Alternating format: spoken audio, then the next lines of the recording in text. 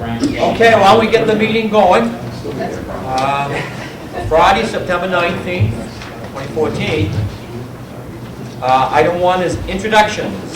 Chair opens the meeting and asks for introductions. So we will start with DOT. yes. Bob Jack, DOT. Rochester. Paul Lockwood, New Hampshire DES. Tom Clark, Dover. Colin Lentz, SRPC.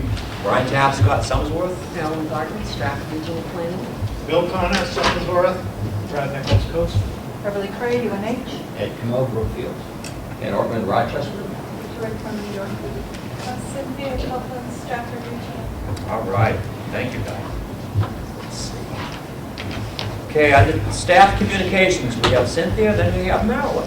Cynthia, you're on. Yes, I would like to proudly announce that Colin is our new regional transportation planner, and he will be filling Mark Ambrosi's shoes, or boots, or clogs, and so we're really excited about that. And in addition, we have some other hires that we lost our 4 summer interns who did our field work, and so we're filling the void with 3 new hires, temporary hires that will run through June 30th of next year. So, and they'll be working on data collection and master plan and budgets and everything else that we do here. So we'll be fully staffed hopefully at the end of September. Great. Marilyn.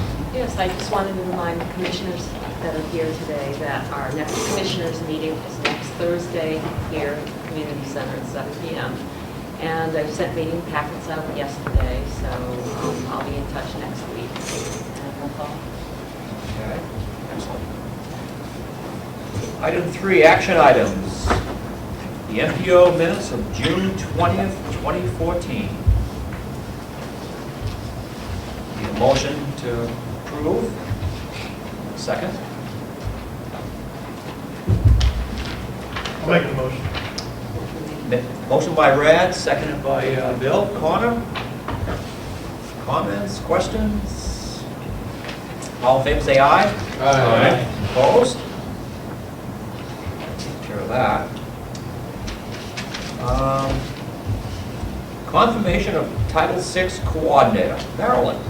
Well, as you all know, earlier in the year, we had confirmed me as the Title VI coordinator, but our communications outreach specialist, is she on her way in? Okay, I'll start all over again so we can make it blur. So anyway, back earlier in the year, I was nominated as the Title VI coordinator, but in July, we hired Shana as our communications outreach specialist. So I'm handing the baton over to her because it makes more sense for her to do this work. And together, during this transition, we're going to be working on putting together a citizens advisory committee and also changing the document from a 1-year document to a 3-year document, as was recommended by our planning review by Federal Highways and FDA. So we will be working together in the transition. So Shana's going to take over. She's going to do a great job. Great. And so to be official, we will need to nominate her like we did when I had that opportunity. So. Okay, Brad. I'd make the nomination. Second. Okay. All in favor say aye. Aye. Was there a second? Yes. Yes. Young lady right here. UNH. Okay, next item, discussion items. Transportation Alternatives Program, otherwise known as TAP. And Colin. Yep. Just sort of a brief update. I don't know how many of you were here for the attack meeting. I think it was printed in color. The pie graph in front of you is the weighting criteria, or the criteria for selecting proposed transportation alternatives projects, and then the weighting criteria. These are from DOT, and we have a model set up that was set up by Mark, and so we can use that has more of that is more regionally applicable. And so we have a subcommittee so far consisting of myself, Chris, our new GIS specialist, and Wally. Wally Dunham. And so coming up shortly, we're going to be looking through the projects that have been submitted. There are three, where did I write that down? 3 from Dover, 3 from Somersworth, and 2 from Barrington. Projects that will be submitted to DOT, and then we will also go through a process of assessing those and submitting a recommendation or an analysis to DOT along with those proposals. So coming up shortly, we're going to be really familiarizing ourselves, myself and Chris, with Mark's model, so we can use that to look at the proposed projects. Could I ask you? Yeah, any questions or any? So yes, on the back side is a little more detailed rundown of the different criteria and gives you a bit more information. I can do my best to answer any questions you have on those. Yeah. Could you explain a little bit what stress analysis involves? Stress.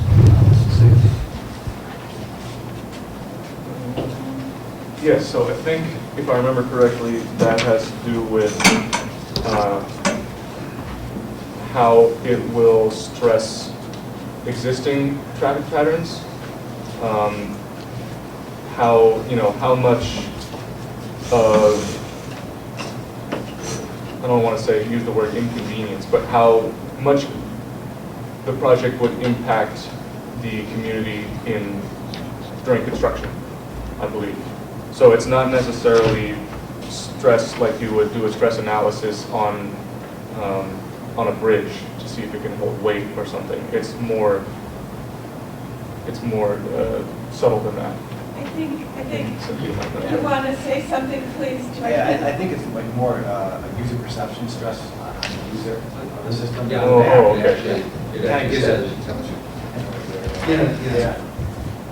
But it's not congestion analysis. No, it's user perception. Oh, okay. So it's more psychological. More psychological. Oh, okay. So How many people are banging on the horn? Banging the Waiting horn for and that? saying, hey, AKA road rage. Well, okay, so I'll use an example. I live in Durham. I think you've read the papers. If you were Bev, you'd be looking for blood pressure medication. How does the stress get measured? Because, for example, in our community, the stress has been incredibly high. And so I'm just curious how we're measuring that. yeah, I don't think they have come up with a grading scale for that yet. What happens behind this is kind of reminder what this is about. Is we come up with using decision support tool to make these decisions on how we're rating the projects. So the first step we do in that process is we come up with the different criteria that we want to weight the project on. And then we do is figure out what weights we put with each of the criteria. Then behind each of the criteria, we come up with a rating, usually a 1 through 5 rating. And that basically says you look at the project and evaluate it. Your stress, we go 1 to 5 level, high, low, whatever they come up with. But I don't think those grading scales have been developed or the process out. I haven't seen them. At least I know they're working on it, but I haven't seen the final one yet. So I can't really tell you what they're coming up with yet, but as soon as we get that out to you folks, and we'll see exactly how we're going to rate the projects. So, Colin, if I could just, what we're really looking for today is to have some feedback from you for the subcommittee as to whether these are the way that you would like us to do our grading of projects. For instance, I would say the stress analysis is going to be subjective. So it will be whatever we read and whatever we hear from the applicant will be a subjective qualitative report to us. And so couldn't we then, as an MPO, decide that we would like to emphasize improved safety conditions with a higher rating and less on the stress for whatever reason? We have that ability now to do that discussion within the MPO. And you're expecting us to do that. Yeah, exactly. So what the other MPOs do is say that this is the criteria we're going to be using in DOT, so it makes sense that the MPOs probably use the same criteria. What some are talking about is, do they agree with the weights? And then these weights are appropriate within the region. There's a couple schools of thoughts with this going on now, is that you could come up do analysis and use decision lens, and I'd be happy to facilitate that and come up with your own weights that make sense to this region. So you prioritize your projects and come to DOT, they'll be ranked by your needs here. The other thought is that if you differ than the weights that we use, which you can, it just kind of puts you maybe at a little bit of odds, because when we rank the projects, we basically get 6% of the scoring. So using the same weights that the DOT uses really puts you on a better level playing field with the other MPOs. But Glenn, the MPO's input counts for 6%. These are actually DOT's decision lens Correct. weightings. When you say DOT, I want to clarify that a little bit. It's just not the DOTs. There was an advisory committee that put this together. It was made up of Right. MPOs, DOT, other interagency people, like head people. So it wasn't just DOT coming up with this. This was done through a consensus, about 15 to 20 people. And there were 2 MPOs represented on that committee. Right. So this is not really, this is really the TAP advisory committee's recommendations for this, not just the DOTs. Right? And I guess I would say, from my perspective, and I'll continue to use Durham as an example. This summer, the pilot project that was implemented, it will be critically important for the folks sitting on the committee reviewing these projects to be really well informed, because what one person considers safe may be dramatically different than what somebody else considers to be safe. And I would use Durham as a perfect example of that.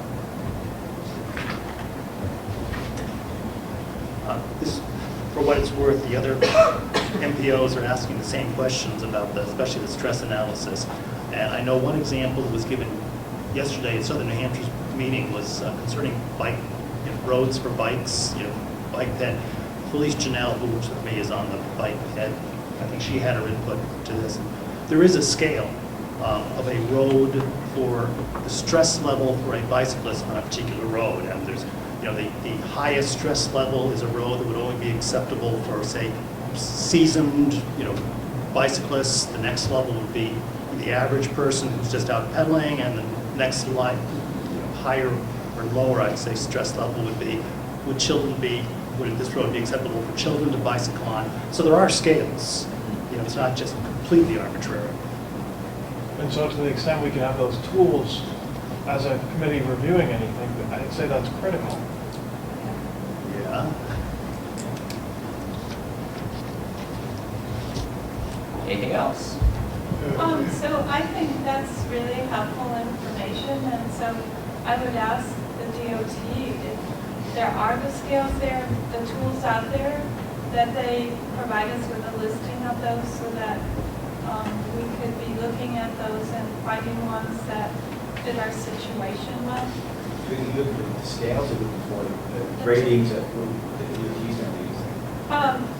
So if there's a bike analysis tool, I mean, this is starting to come up a lot, the difference between seasoned bicyclists and a family out for Saturday afternoon event, how that makes a huge difference.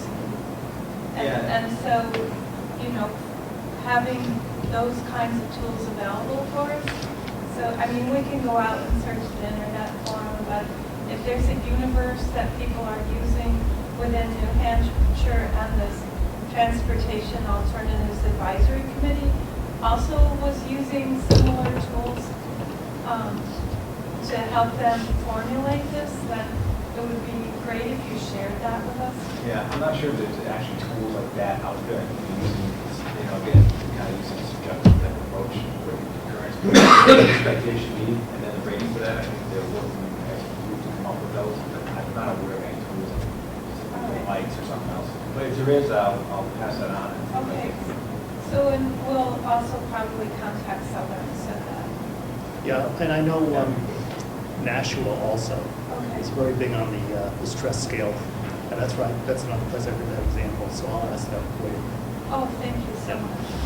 Okay. Just so we're using similar things, so there's a commonality within the state, that would be really important. At the end of the project, more even, Yes. competitive scale. Yeah. Yeah, it's good. Ken? And if I could ask a question about really about the multimodal connections piece. It would seem to me that a project in the northern part of the state has fewer multimodal connection opportunities, whereas in this part of the state, we have P's in terms of air carrier, we have the Downeaster in terms of rail, we have coast in terms of bus. So we've got a variety of potential multimodal connections here that may not be someplace else. Is that 5% used consistently throughout the state, or might there be any thought, I don't know if the model would allow this, but any thought given to changing the percentage of weighting based on what the opportunities are for that? Well, there's a couple ways we can handle this. As far as I know, this is a statewide model. We're rating all projects against each other equally, but it's a statewide grant, so we have one criteria statewide. But what came to mind when you talk about that, kind of, there is different pots of money that's funding this. Some of it had to do with population based. So there will be more money available to greater than, I don't have a breakdown there, greater than 500,000, 200,000. Right. There's certain money that's between less than 5,000, I think it's a pot of money, and between 5,000 and 200,000 is a pot of money. So the more populated areas have more chance to have money to get their projects, and they're funded with those pots of money. They'll leave the other 50%, which is flexible, for the northern part of the state. So maybe we do when the projects being brought up, that deal with multimodal connections, we use that those urbanized areas. That's not to come up with something that's, Actually, I would say that the way that the pool of funding is set up, we also follow in that northern, because we're outside of the parameters of Nashua, and we fall in that very large pool shared by the majority of the state. the 50% of funds. Yes.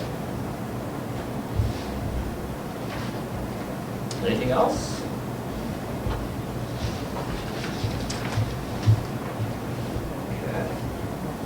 This is really helpful for us, and especially appreciate having the comments from the state and what's happening at the other MPOs, so thank you. Moving on to item 5, project update. Oh, did I skip one? Yeah. Oh, preparation of new transportation and tip and update to Metropolitan Financial Plan chapter. Colin, see your name again. Yes, so we're heading into the winter of an odd year, so we're going to be updating the TIP and doing project solicitation from our member communities for the STIP as well. Or STIP is coming from the state, and then we'll be doing projects, soliciting projects from our member communities for our TIP. And the Metro plan will also be updated and also be included in the regional master plan. So We are awaiting arrival of the draft information from DOT, and the arrival date in the holding zone is? Not putting you on the spot or anything. Who's that?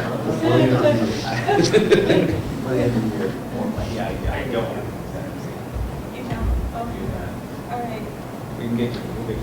Okay, so essentially Colin's brought up something that is going to be overlap of time. So we have this 2-year cycle for the 10-year plan. And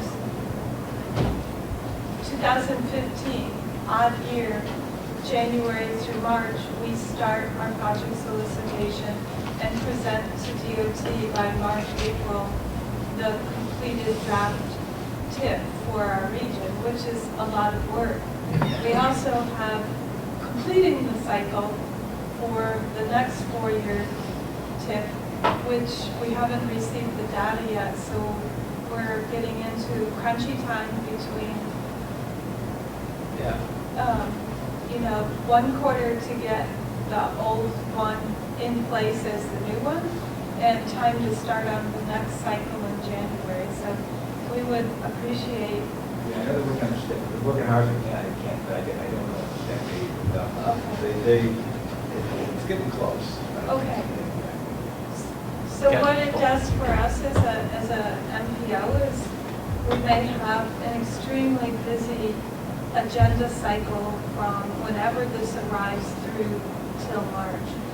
So the work is going to be very compacted. 2 issues, one for Glenn and one for the group. In the past, there's been sort of general philosophical direction, eliminate projects that you really don't think are going to happen because we're not constrained. Don't add anything new because we're still trying to get into a constrained environment, or maybe an opportunity to add things new or reshuffle. Has there been any sort of a general philosophical guidance in terms of where we're at this time around? We haven't really discussed it, but it's going to be, I'm pretty sure, the same as last time. Same thing again. We got to stay constrained. Basically, our funding, we're assuming level funding. So basically, it's constrained now. So we have to, we're going to add projects and then something that's going to come along. And again, I think the same approach that we're going to do is probably use this decision-led approach again. Is give you projects in your region from DOT. That from there you put your projects in the same list, rank them using the criteria that we all agree upon, and see where it falls. And then from there we'll use that information to help adjust the new plan. The question for the group is, there is a is it an exit 10 coalition or Smpo Turnpike coalition that has been that talked the last time around specifically about the addition of exit 10 to the Smpo Turnpike. I'm wondering if it might make some sense to have representation from the folks who are spearheading that, maybe make a presentation to this group sometime in maybe our next meeting or something, so we have a sense of what they're looking for with respect to that particular transportation. Thank you, Mr. Chair. I'd like to ask a question of Cynthia. Are you guaranteeing that winter's not going to start till January 1, 2015? Oh. My toes can't guarantee that right now. They're already in the sub-zero zone. I thought winter started like pretty soon, and I'm thinking, oh, a 3-month break, that's okay. I like that. We can hope. So Colin, Bob, and I attended the Spalding Turnpike Coalition meeting last night, and I don't know what Colin and Bob think, but I would welcome that opportunity to have that input, not only the input, but to have them have a better understanding of the process that we need to go through here, because it's pretty complicated, and it's both state level and federal level of processes. I would only add that that was an exploratory meeting. There isn't even a group in any sense of the definition at this point in time. And I believe they're discussing if they have a next meeting late October, if I remember correctly. So to be aware and make sure to include them if they become a group certainly makes sense, but it's a little premature at this point in time. All set, Ken? Project updates. Colin, Cynthia, and then Brad. One, we have traffic counts left to do 19 in total, a few redos, and then 5 or 6 in Durham. And yeah, so that's kind of that's my outdoor project. So we're hoping to get those done before it starts snowing. Before winter, huh? Before before the asphalt really gets hard for nice frosty mornings trying to hammer nails into the asphalt. So I'm going to learn. That's one more rope I'm learning, and we're hopefully going to go get some done on Monday, perhaps. Great, thank you. Cynthia? We've been meeting federal highways,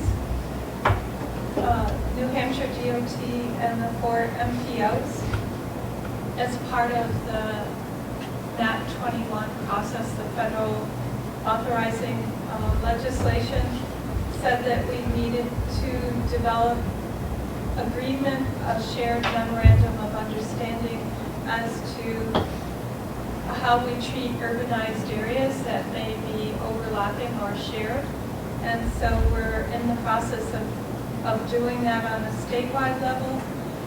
Within the Piscataqua area, we're also working with Rockingham and Southern Maine, and also with Coast, who's the regional transit provider. We have an existing MOU, and we need to be going in and updating that and making that memorandum of understanding as part of the large statewide one as well.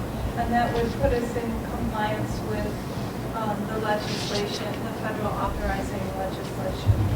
So that's been happening over the summer and will continue on through the winter until we get those done. So, in addition, we have a statewide all-day training program on integrated transportation planning, and we have up to 5 staff going from our region. So we'll have federal highways and federal transit there, and some other transportation resources. And so we're all looking forward to working on that. It'll be looking primarily at performance measures and scenario planning. Thank you. Brad, you're up next. I think you wanted me to talk about triangle, but I'm going to talk about a couple other things too, if that's all right. So every 3 years, systems like ours and Wildcat Transit go through what's called a triennial review. In past years, it's been 27 functional areas or some big number like that. This year it was 17. They combined some of the areas. We were notified about the process this year in early March. We all went to training in late March, early April. Late March, I guess it was. We were given a really extremely short time period to start responding to the desk audit or desk review items in mid-April and then again in mid-May. Both Coast and Wildcat Transit went through our on-site reviews near the end of August. We both did very well, as is pretty typical. We had 4 findings. They've all been addressed and may not actually be in the final report. We had one. So really good process, very different from years past, but a nice evolution. Glad that it'll be 3 more years though, because it's a very well. We have binders that are about like this that were part of our response package, so it's very comprehensive. Since we haven't met since June, we now have our Clipper connection services which go to the shipyard. We now actually run those out of the shipyard now in the afternoons. Our staff has been credentialed to get onto the shipyard in the afternoon and start service at the mall, which is sort of the central core of the shipyard. It's been great. We have, based on a meeting with DOT last week, or maybe that was this week, I don't remember. We have some great news that we'll be announcing later this year, hopefully in time for a nice Christmas present. Stay tuned. This week is Tri-Transit Week nationwide, but certainly here in the Seacoast. Ann Ruggett with Commute Smart, our TMA, has been working on getting all transit providers in the region together. Us, Wildcat Transit, C&J, East West Express, and Amtrak have all been partnering together under the same Tri-Transit Seacoast banner and have been having events and contests and raffles all week long. This is the last day of the week, so at Coast we're offering free rides today. It's been a great week. I've been actually riding Wildcat to work every day this week and back home again at night, and I've had more great conversations while commuting this week than I can remember in a long time, and it's been really nice. And I love their real-time transit information, and it has renewed my commitment to trying to get that at Coast as soon as possible. Next month we will have a business-to-business challenge for employers at Pease and employees at Pease. It'll be a 2-week challenge, I think October 5th through the 19th or something like that. Don't remember the dates exactly, but we're signing up team leaders this week and next week, and then they will be going out and recruiting employees of their firms to participate in the challenge. If you go to commutesmart.org, commutesmartseacoast.org/Pease, that'll take you to the challenge webpage. We'll have a trip logger there. You can sign up with your corporate team, etc. Really trying to get people energized around commuting differently as a result of all of our competitive juices to be #1 and win that prize. And there are prizes at the end of the week for most alternative miles per capita commuted alternatively. I think best social buzz and best team spirit, something, those sort of awards. So end of the week at Red Hook if you're interested, should be fun. And over the summer, last fall I was nominated by Senator Shaheen to be part of the new Transit Advisory Committee on Safety that was created as part of MAP 21. Over the summer, US DOT Secretary Fox confirmed my appointment, and the other night we were actually making plans to go down to DC for the first time ever, and the end of October will be the first TRACS meeting, it's called TRACS, TRACS, and looking forward to participating in that and representing New Hampshire as part of that. So. Great. Congratulations. Yeah, thank you. That's great. Yeah, That's great. Sort of fell out of the sky, and it was really nice to be recognized for that. Yeah, So, good for you. thank you. Thanks. That's it for me. Okay. I have one question, Brad. Go ahead.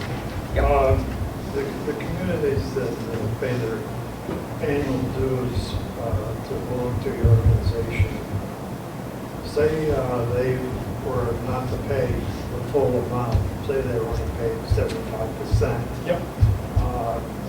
Are there any new rules that have gone into effect that as far as those type of members would now not have full voting rights?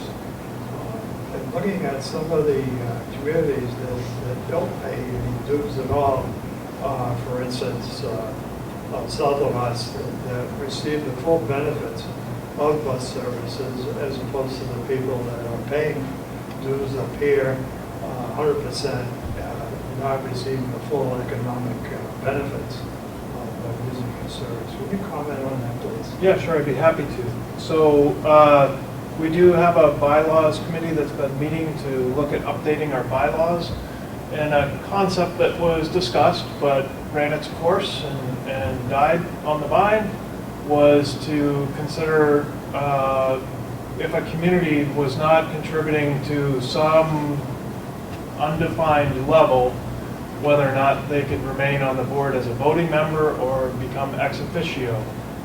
That did, like I said, die on the vine. It is not part of what the committee will be putting forward to the full board. We do have some communities that are not fully funding us. You'll probably see it if you pick up the Sunday paper for Seacoast newspapers. We have a Route 7 that serves Exeter, Stratham, Newmarket, Greenland, Portsmouth / Pease, and Newington. There are a number of communities that are not funding or fully funding our request. In the case of Greenland, starting November 1, likely, we will no longer stop in that community as a result of their pulling funds to us.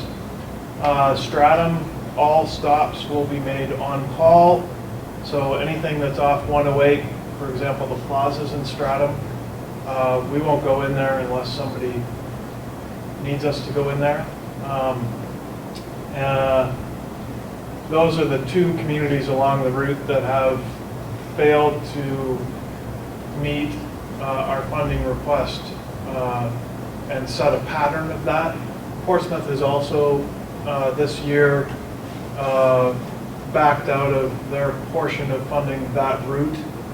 We are going to be holding meetings with stakeholders, those communities along the route and other key stakeholders, to discuss how we move forward with that route, or if we move forward with that route in the future. Coast promotes public transit, the geographic coverage that we have. We do not want to eliminate services, but quite honestly, what we will be presenting to the communities along the route are the facts. And the facts are, it's very lightly used.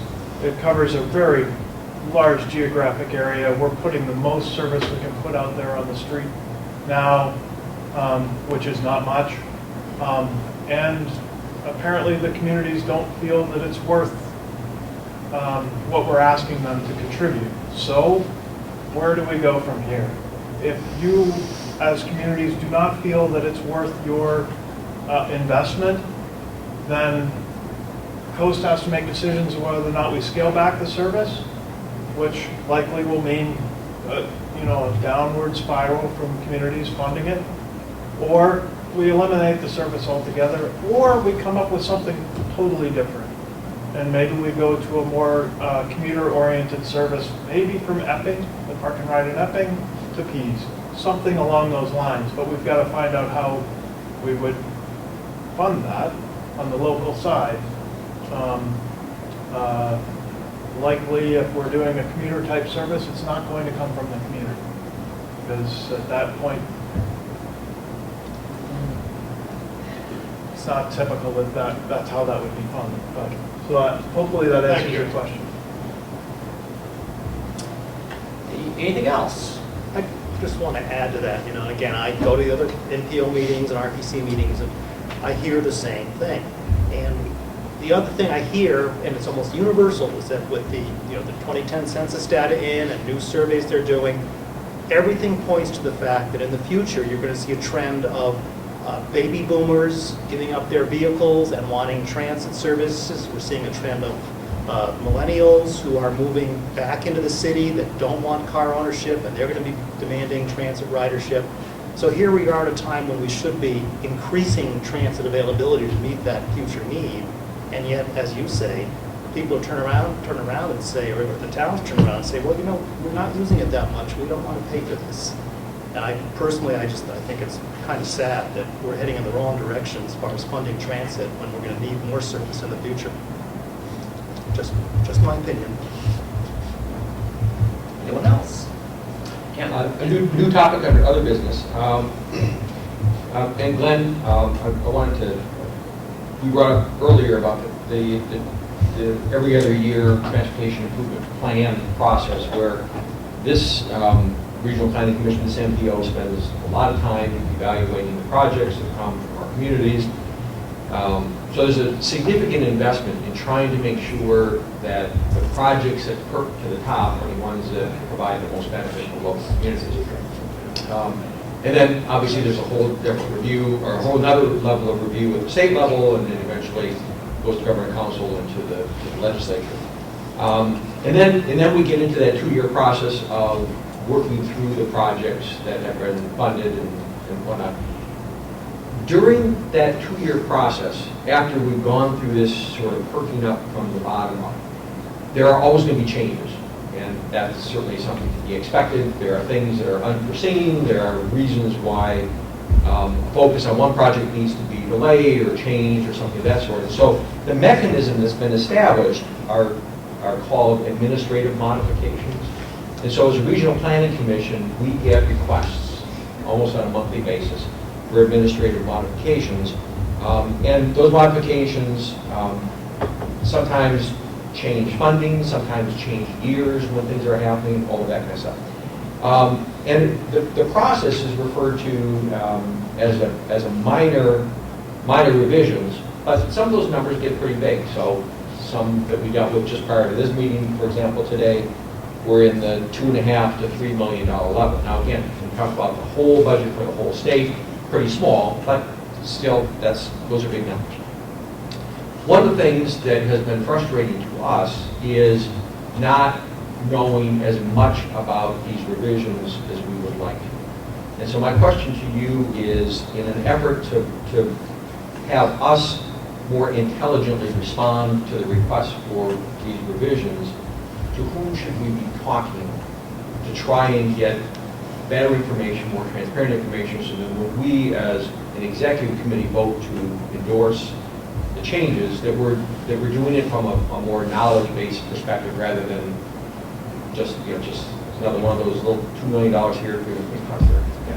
A couple things that I want to point out. So when we talk about the different revisions, there's administrative, there's a minor revision, major revision, and there's rules about how the projects fall into those, and that's documented and it's outlined in DOT on those. But in terms of why it moved and how it moved, we have a process called an interagency. So when these amendments come out, there's a group that get together. It's made up of all the NPOs. How you sit on that interagency? Yes. So at that point, all these projects are discussed in detail, why they're there and what's going on. And so really, it's the NPOs in that meeting ask all the questions, and we try to give as much information as possible to their agencies. So I guess my request would be that, so you show up at these meetings, and there's some sort of, I'm assuming you don't hear about it for the first time. I mean, there's some sort of an agenda that says, these are the requests, and this is, and I guess what will be helpful for us is we don't get that. I mean, we get the technical piece, like there's a request for funding to be moved, a certain amount of funding to be moved from 1 year to another year.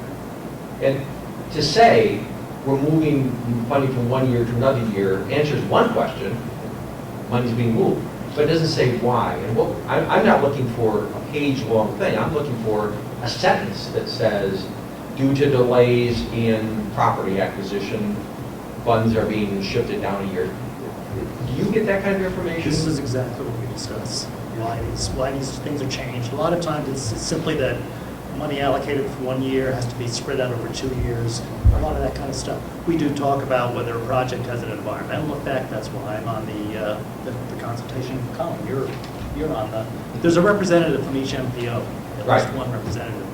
But this is... So would it be possible, for example, for whatever gets sent out to you folks, could all of the MPOs be put on that, or all of the regional planning commissions, be put on that email distribution list, so that by the time it comes to us, at least we've got, again, I'm not looking for a whole lot of detail, but I'm looking for something a little bit more than what we've had up until now.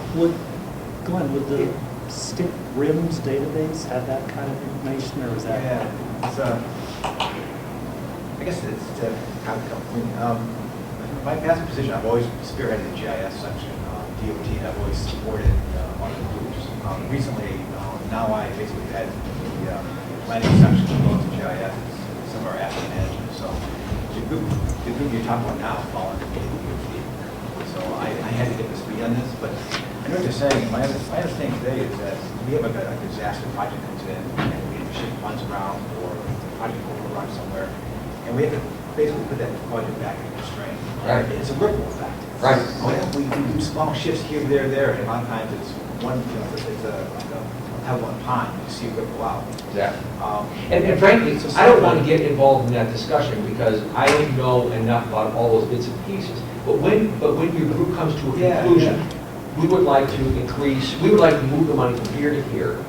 All I'm looking for is a one sentence or a bullet that just says, because of this, we're requesting that. Because of this is the effect. I understand. Yeah, let me look into that. As I get more involved in the interagency group, maybe that's be able to summarize some of the conversations that happened in that group, maybe. Really short. In the printout you have right there, now I'm not sure which version you have. Yes, that. On the far right-hand corner, there are often notes which are a little cryptic, but they'll say why something happened. Well, yeah. There haven't been lately, and that's why this. That's part of the issue. Okay. When we get this, when we fill out this form, Right. cost overrun in project 444. That's all you see. No, what I'm saying is that all we need is an explanation for why. We're not challenging the why, but we're not seeing that. Why are we? How do I know it's not going into Ed's pocket? No, we all know it's not. Obviously, Trust me. Yeah, well, tell me any state employee who's getting anything like that. Yeah. Okay. But my point is, you're asking us to approve major dollar amounts without a clue by the time it gets to the EC. Sure. And I don't have any problem. Kicked out 1 year, additional engineering, acquisition. We're looking for the equivalent of a statement, not even a sentence. Yeah. So we can comfortably say, oh, okay. Or if we see some reason, why is, I don't want to use the I-93 corridor, why is he ever getting this and taking our money? Yeah. Now, you may have a legitimate answer, but we don't even have the opportunity to ask the question because we don't know what we don't know. Right. So I used to attend the interagency, and then Mark and Dan came along and worked, and they attended it. So when they both resigned, I started attending the meetings, and what's happened over time is people have longevity on that committee, and so there's a real shorthand that happens. Oh, a year ago we did that, and then everyone goes, and that's not clear to someone who's new to the process. And we have new staff that are new to the process, and it's really helpful just to have that basic notation there that used to be there. Down on the bottom, you could count on it every month that you would see that. And it's been missing lately, and with us being in circumstances where we have a change in personnel, we don't have that history sitting there every month that understands, oh yeah, the ripples that have happened on the way along. We're new to the process once again, and we need to rebuild the knowledge, and there's clues that one can help staff, and two can help our executive committee understand. I appreciate that. So thank you. This is I wasn't aware of, but also DOT, we're restaffing that whole group. We're in a major change over our staff. We've gone through a couple of changes in the last couple of years, so we have brand new people in there. We're looking to hire somebody actually to run the STIP program and kind of restructuring. So I think this is a great time to bring this up because I think you guys have new people in there, we have new people. Let's get the new people together, figure out what we need to do, and make sure you get the right information. Because And again, I want to make sure that we're not creating mountains of work. What we want is something really short, really sweet, a phrase, half a sentence, bullet points, that just gives us some context within which to make our recommendations back. That, given the fact that's part of the process, we spend so much time up front, it's just nice to know that we're fulfilling our fiduciary responsibility when we endorse those amendments. So I thank you for your willingness to look into that. I appreciate Well, it. and Colin and I can bring this up as an agenda item on the next IAC call, which we just had, when did we just have the last couple of weeks ago? Yeah. But that's certainly something worth discussing. Thank you. We appreciate it. And this was really triggered by the one that occurred over the summer. I think it was in July, when we were putting monies into a closed fiscal year. Thank you, Mr. Chair. Anything else? Are we under new business? Yes. Yeah, a couple of quick things for everybody. First and foremost, I would offer my congratulations to New Hampshire and Maine DOT for the $25 million grant for the Sarah Milton Law. There are only 2 grants of that nature in the $600 million program. And New Hampshire, or Maine, New Hampshire, I guess technically this time, got one of those 2 $25 million grants. This cycle, we talked about it once or twice, I want to make everybody aware again, this past cycle of Tiger had planning money in it. I haven't been able to do a full analysis, but there is at least one $2 million grant to a regional planning organization. And there was a transportation planning grant also. I realize you may not have looked at it in detail because I'm looking at the larger issue. But the reason I bring this up is I would suspect probably in 2016 they'll put some planning money in there again. They don't give you a whole lot of time to start preparing against the Tiger grant. So all of you need to think about the regional projects you want to put forward here at the Planning Commission level so that somebody, and by the way, Ken, that is a role I see possibly for this new coalition. We need to be working on it now. Cynthia and I spent a couple of hours, which is all we could afford, and I think I had 30 pages. Didn't even begin to scratch the surface of what would need to be done. But I wanted you to know, I expect Tiger is going to continue for another, regardless of how things turn out, what I'm seeing is another 3 to 4 years, maybe longer, but I'm comfortable saying the next 3 years is going to be Tiger. And if they do planning money, I would feel, as a group, we are missing an opportunity and shirking the responsibility in not having a plan to address many of these issues that goes outside of what we catch in the normal process. So I just wanted to bring that up because of what I do regularly. I'm a lot closer to Tiger than you hopefully will ever have to be. Another question to the group and to Glenn, because of something somebody said earlier. How many people here have ever been to the state's TMC? How many people know what the TMC is? Is it possible to arrange tours for groups? It is. Think about whether you'd like to. No time frame, but we're talking about issues, I think would give you a better understanding of the things our state DOT does well. Can you tell people what that is? Traffic Management Center. All those signs we see that Peasy's closed today, storm coming up, it all works together. There's been a lot of public resistance to integrated transportation systems, ITS, until you see the value in looking at a TMC. And I can give you examples from other states, and I don't need to belabor the issue, but we need to hold DOT's feet to the fire when we're unhappy with them, but we also need to understand what they're doing and the fact they do many things well. So that's why I'm throwing these things out. And the last, this is a direct question. Do you have or can you get for us an update on the maintenance facility at exit 16?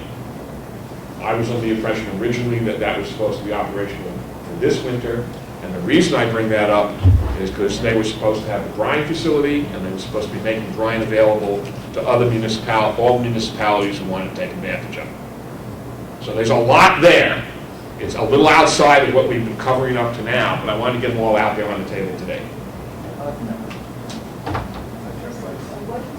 Brine. We treat, again, My background is transportation.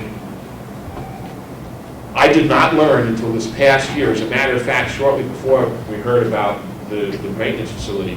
Folks, do you know one of the most effective things in the world for treating roads up here in the wintertime is molasses? Because that's where brine comes from. Most people don't know that. Totally degradable, no problems. So we're actually getting a brine facility here in this county when they get 16 maintenance facility done. And they have made it clear that they want to share that capacity with others. Brine doesn't pre-treat the road before it snows. The salt bounces off the brine and coats the road. So it's pre-treated before the freezing comes in and rain. So we can get ahead of the storm. Prevention, so we And work more. more prevention. So those facilities, it's kind of more sprayed on. So we try to get a facility up here at 16. We do it down, I think the FAA does quite a bit of it. So Also, Glenn, I want to point out this morning on Channel 9 News, they're opening today a new 3-mile stretch of widening of 93, I believe. my understanding. Very good. Is that common man facility? What that is. Yes, I'd Oh, like to Cynthia, know go if Coast and UNH are using the Rochester parking lot yet. Yes. Yeah, absolutely. And how's it going? Good, we're getting passengers there. Is there going to be an announcement or ribbon cutting or something? We've asked DOT about that. We need to do something to get a lot of publicity about that. Because a lot of It's a good time- opportunity. Yes. Yeah, it is an opportunity. Especially since there was some negative issues around that earlier this year. I have to say something though. It's there were a lot of corners cut. There's it's really narrow turning into there. The road is going to degrade really quickly. There's no curbs where there probably would be other places. Expect problems. We're having problems with it. Yeah, there's trees, places that shouldn't be, because of sightlines. I can't give any detail, but I know I've heard discussions of land issues and land acquisition issues, building that. That shouldn't have impacted design issues. No, it's a design, well, I suppose it's design, but it's also, there's product that wasn't put where you would normally see product. Yeah. Well, both of you and Wildcat and Coast were involved with DOT in the design phase of that, or pre-design, where they asked you how you would use the facility. Yeah, so when we get asked to provide input on things like that, we're not looking at, we're typically looking at, can we safely access the facility, get through the facility? Is there adequate space for us to stop, load and unload? We're not necessarily looking at some of the other design particulars that have sort of surfaced after construction. I guess our assumption was it would have been built like a typical facility, and I would argue maybe wasn't. I can assure you the Rochester Planning Board has heard about that more than one time, and there were problems. I won't say there are today. But maybe this, Residents who live up there who are already complaining about it. this should be a learning opportunity. Then. So what we need to do is make sure that there's opportunities to learn what didn't work, what did work, and make sure that that gets implemented into the next project, wherever that may be. I think that's the beauty of these meetings. We're sharing information. We're not beating anybody up. But if you don't tell them, they don't expect them to correct it. Exactly, yeah. Yeah, and we haven't told them, so that's, we haven't got there. Have your drivers made any comments about getting back out on 202 there? Because our residents are talking about. No, we're there in the morning. We're there way too early and in the afternoon. For there to be a problem. Yeah, for there to be a problem, and we're there at like 5:45 probably, something like that, maybe 6. And in the afternoon, I have not heard a peep from our staff. Okay, because we're hearing a problem with left-hand turns out of there, and I'm not prejudging. So there is a sightline issue to the west. Yeah. Because of the hump of the hill there. Yeah. That's what we're hearing definitely. too. Yeah. And again, if we don't share it in forums such as this, Yeah. how can anybody know? Right, and a lot of work was done to eliminate that sightline problem as And it's part a- of the whole project, so if it didn't work, then It's pretty clear at this point. They're, not that they can't be resolved, but again, if nobody knows there's an issue, it won't get resolved. If you're in the bus, if you're a bus driver, it's not an issue. If you're up high Yeah. up in a car, when we went up and observed that, yeah, now that you say that, that screamed at me when I tried to pull out. Okay. Any other business? Appreciate it. No, that's good. Any other business? I just want to let you know that we have a transit advisory committee that's open up to the public Tuesday, the 23rd, from 12 to 1 at the Memorial Union Building. Anything else? Can we have an update on when we're going to see the draft public hearings for the regional master plan? Draft master plan public hearings. We have a public hearing for November, what is it? Thursday before Thanksgiving, 21st, or I think it's the 21st. That's right. That was part of our, And then we haven't set we'll have a public meeting for that, but we haven't set that date yet. It'll be sometime between November and the end of December. Thank you. You're welcome. Anything else? If not, Ken, motion to adjourn. Uh, Oh, Brad, sorry. Citizens Forum, Well, and That's why we skipped that. I'd like to be a citizen for a minute. Go ahead. Sorry. That's okay. So, I brought up Durham a couple times already, but I'm going to bring it up again. Despite what I think were best intentions, as a town, we suffered through what many towns could suffer through, and that's using a consultant who's using national standards for bike facilities that are not safe or adequate and have not been updated for many, many years, or if they have been recently updated, like NACTO did, they're using the old FHWA standards. And unfortunately in our community, there was a tragic result of that. And the two are interrelated. I'll argue till the end of time on that one. Luckily, the town has made the decision to eliminate some of the bike facilities that they added this summer, which I think is the safest thing they could possibly do. However, there are other parts of what was implemented this summer for bike facilities that remain that are equally dangerous as the parts that they eliminated. If you're in a community that has a bike and ped plan, please look at it again, because it probably has standards in it that are unsafe. Portsmouth is updating their bike and ped plan right now. I looked at it. It's doing some of the same things as Durham did this summer. Bike lanes next to parallel parked cars within the door zone.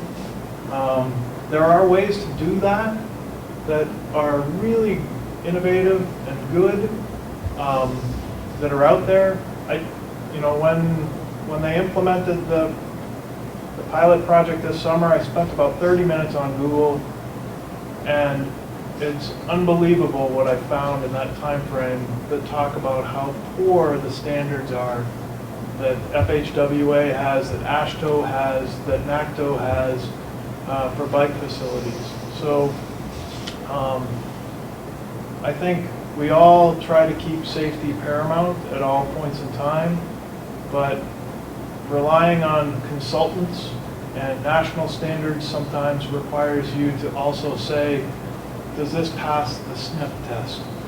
And in Durham, it did not. And it had a tragic result, and there's absolutely no need for that.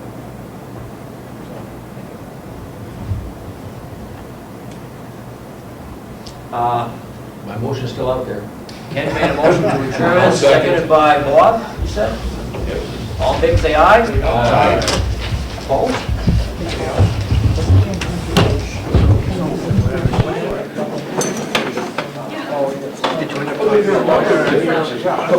Yes. All right.